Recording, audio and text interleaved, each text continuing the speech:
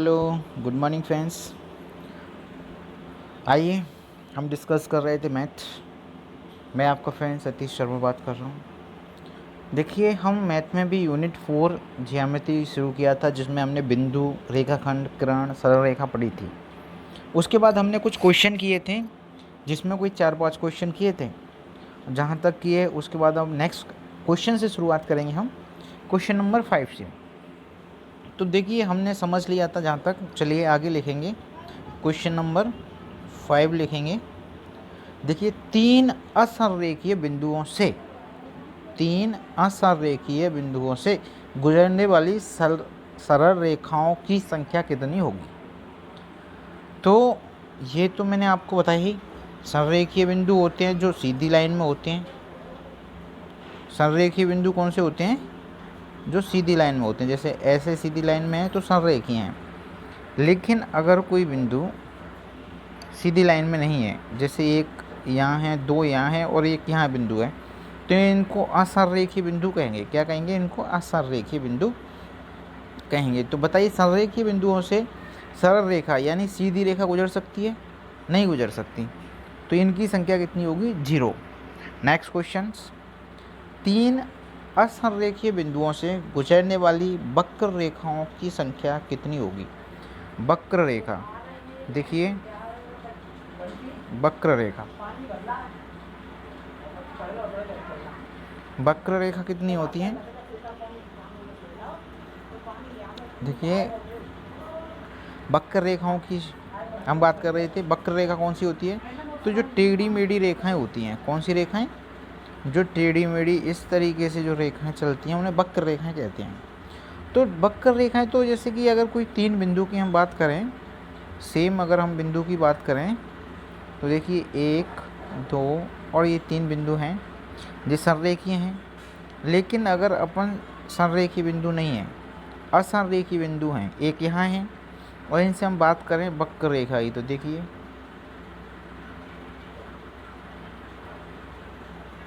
तो इससे तो अनंत गुजर सकती हैं।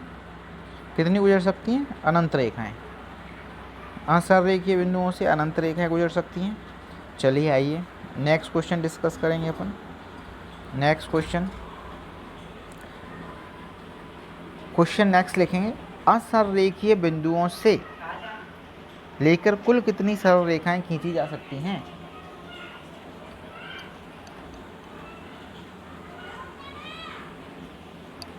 चलिए नेक्स्ट क्वेश्चन की हम जो बात कर रहे थे, आइए नेक्स्ट क्वेश्चन है कि एक असंरेखीय बिंदु को लेकर कुल कितनी सरल रेखाएं खींची जा सकती हैं।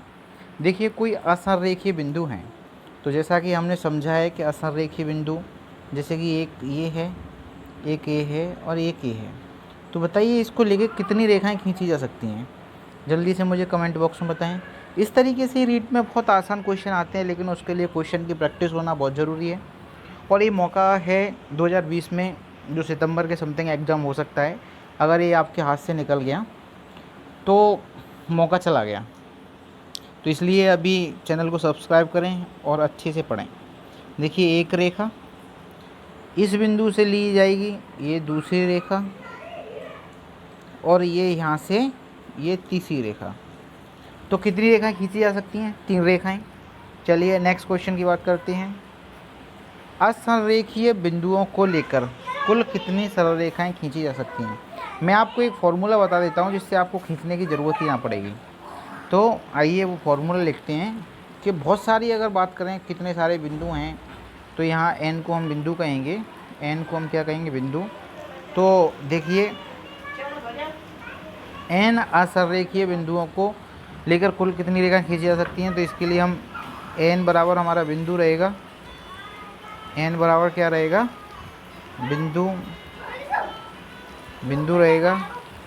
ठीक है। चलिए, तो इसका फॉर्मूला हो जाएगा n + 1 डिवाइडेड बाई 2। क्या हो जाएगा? अगर हमें ये नहीं दिया जाएगा कितने असंरेखीय बिंदु हैं, 1 है, 2 है, 3 है, 4 है, 5 है, 10 है, 20 हैं, तो यहाँ क्या है? n हो जाएगा। जैसे आइए करते हैं नेक्स्ट।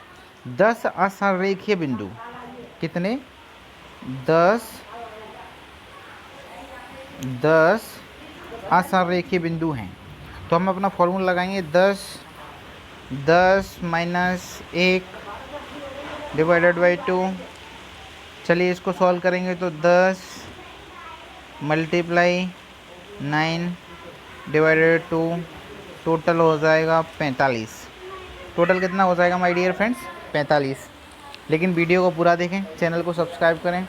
हम एडवांस मैथ की बात कर रहे हैं जो कम से कम 5 नंबर का है, तो हम सारा कवर करेंगे। यहाँ नोट n भुजाओं वाले बहुभुज में विकर्ण की संख्या हो सकती है।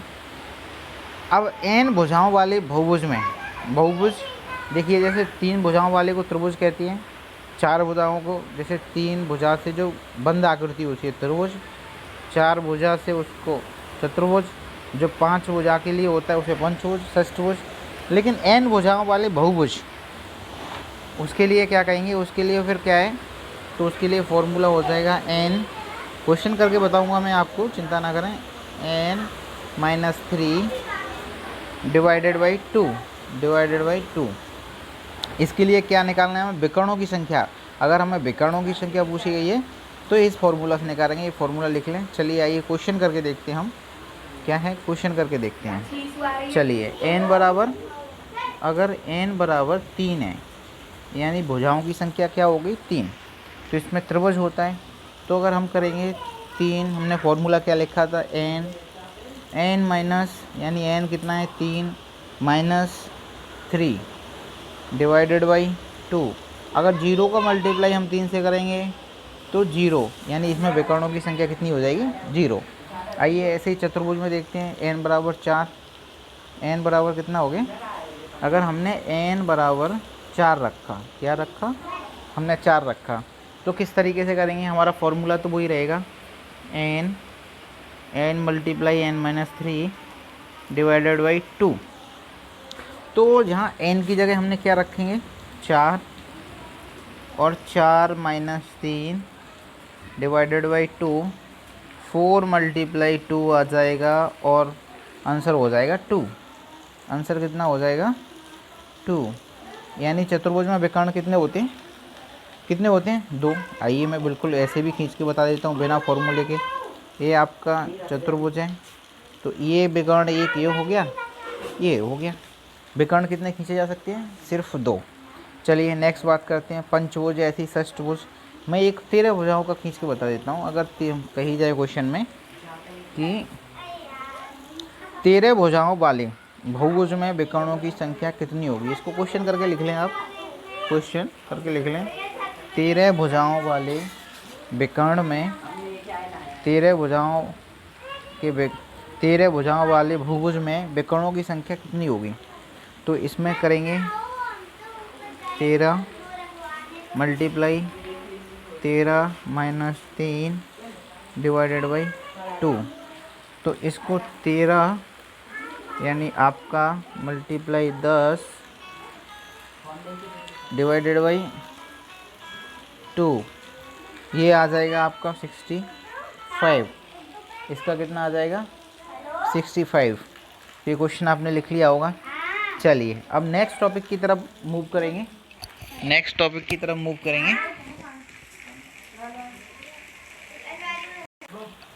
हेलो, तो हमने बिंदु देखा, रेखाखंड देखा, किरण देखा, इससे संबंधित क्वेश्चन देखे। अब देखते हैं नेक्स्ट टॉपिक, प्रतिच्छेदी रेखाएं। अब इसमें ही अगली क्या देखेंगे? अब हम प्रतिच्छेदी रेखाएं। चलिए आइए अपन क्या देखेंगे? प्रतिच्छेदी रेखाएं। कौन सी रेखाएं? प्रतिच्छेदी रेखाएं।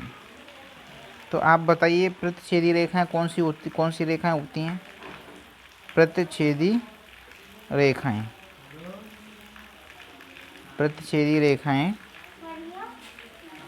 है ना। चलिए, तो प्रतिच्छेदी रेखा में जब एक रेखा दूसरी रेखा को काटती है तो उसे क्या कहते हैं? प्रतिच्छेदी रेखा कहते हैं। जैसे ये रेखा है तो ये प्रतिच्छेदी रेखा है, ये इनका सेंटर है जहाँ ये क्रॉस कर रही हैं या काट रही हैं। तो इसमें लिखें यदि दो रेखाएं केवल एक ही बिंदु पर प्रतिच्छेद करती हैं तो ये प्रतिच्छेदी रेखाएं कहलाती हैं। दोबारा बोलता हूँ, लिखिए।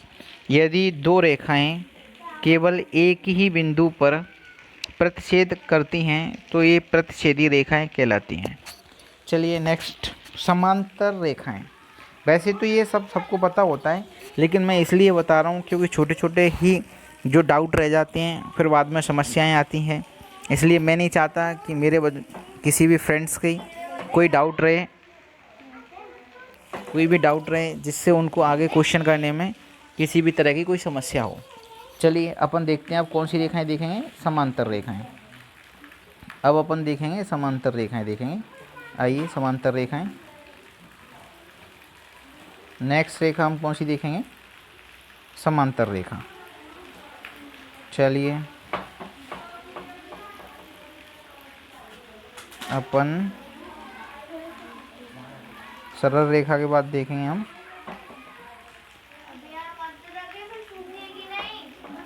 समांतर रेखाएं। समांतर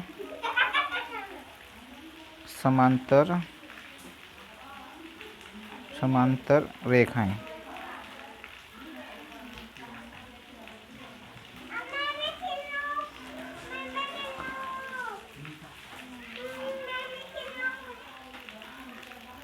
समांतर रेखाएं। चलिए अब देखते हैं हम समांतर रेखाएं। ठीक है, चलिए तो हम समांतर रेखा की बात कर रहे थे। समांतर रेखा की बात कर रहे थे। कौन सी रेखा की बात कर रहे हैं अब हम, समांतर रेखा की। चलिए समांतर रेखा। अब हम देखेंगे कौन सी रेखा, समांतर रेखा। ठीक है, तो समांतर रेखा के बारे में आप जानते ही हैं, लेकिन फिर भी पहले देखें फिर कुछ थोड़ा सा लिखेंगे हम। देखिए दो रेखाएं, कितनी रेखाएं, दो रेखाएं। अगर इनके मध्य की दूरी, इनके जो मध्य की दूरी है समान होती है, यानी ये अपने कहीं भी प्रतिच्छेद नहीं करेंगी, कहीं भी एक दूसरे को नहीं काटेंगी, तो इनको समांतर रेखा कहते हैं। जहाँ ये अगर ए बी मैं कहूँ ये बीच की दूरी, तो ए बराबर बी, तो ये समांतर रेखा है। चलिए इसमें लिखिए थोड़ा सा। यदि दो रेखाएं एक समतल में कभी प्रतिच्छेद नहीं करती हैं या उनके बीच की लंबवत दूरी, ये लंबवत दूरी, यानी लंबवत दूरी, लंबों का मतलब होता है 90 डिग्री का कोण। लंबवत दूरी नियत रहती है, समांतर रेखा कहलाती हैं। नियत मतलब फिक्स। ठीक है, तो अपन समांतर का एक बार, जैसे कि अगर इसको ए बी कहूँ, इसको सी डी कहूँ, तो ए बी समांतर है सी डी। ठीक है, इसको समांतर का अपन कह सकते हैं कि ये इसका साइन होता है। चलिए आगे देखते हैं समपाती रेखाएं। नेक्स्ट कौन सी, समपाती रेखाएं। समपाती रेखाएं, कौन सी रेखाएं, समपाती रेखाएं। समपाती रेखाएं वो रेखाएं होती हैं, कौन सी रेखाएं होती हैं, वैसे माय डियर फ्रेंड्स सब जानते हैं, लेकिन फिर भी मैं आपको बता दूं। एक रेखा दूसरी भी रेखा उसके ऊपर हो। जैसे कि अगर कहूँ कि ये रेखा है और दूसरी रेखा भी इसके बिल्कुल ऊपर हो, तो इसको कौन सी रेखा कहेंगे, समपाती रेखा कहेंगे। यदि एक रेखा पर दूसरी रेखा पूर्णतः स्थित हो तो ये रेखाएं समपाती रेखाएं कहलाती हैं। आप लिख लें, यदि एक रेखा पर दूसरी रेखा पूर्णतः स्थित हो तो ये रेखाएं समपाती रेखाएं कहलाती हैं। चलिए नेक्स्ट देखते हैं। नेक्स्ट अपन नेक्स्ट वीडियो में मैं डालता हूँ। अभी थोड़ा सा चैनल को सब्सक्राइब करें अगर आपको वीडियो अच्छा लगा है तो।